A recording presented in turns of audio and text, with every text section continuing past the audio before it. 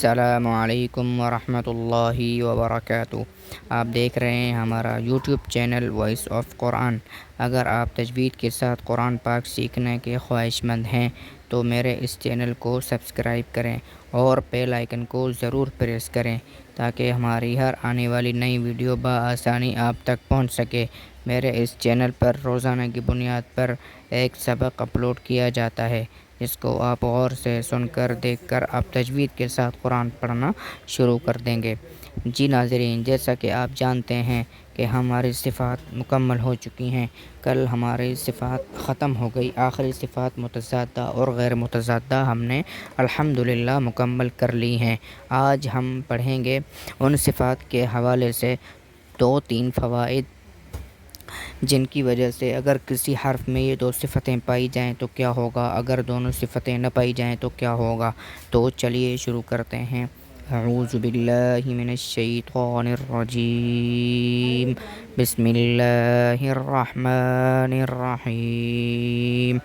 فائدہ نمبر 1، اگر کسی شخص کو یہ شبہ ہو جائے کہ یہ 7 صفات جو یعنی کہ غیر متضادہ آخر میں گزری ہیں، جن حروف میں یہ صفات نہ ہوں تو ان میں ان کی ضد ضرور ہوگی۔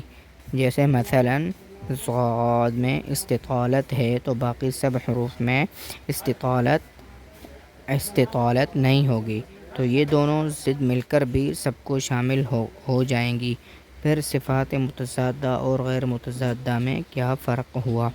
جواب اس کا یہ ہے کہ یہ بات ٹھیک تو ہے کہ صفات متضادہ میں ہر صفت کی ضد کا کچھ نہ کچھ نام بھی تھا اور دونوں ناموں میں سے ہر ایک حرف پر کوئی نہ کوئی صادق بھی آتا تھا، اور چونکہ یہاں ضد کا نام نہیں اس لیے اس ضد کے صادق آنے کا اعتبار بھی نہیں کیا جائے گا۔ یعنی کہ دونوں صفات میں یہ فرق ہے کہ اگر دونوں صادق آ جاتی ہیں بھی تو کوئی مسئلہ اتنی بڑی بات نہیں ہے۔ فائدہ نمبر 2،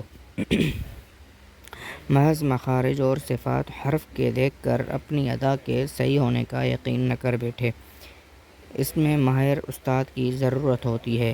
جب تک کہ ماہر استاد نہ ہو، بالکل اس کو کتابوں سے بھی کام چلانا غنیمت ہے۔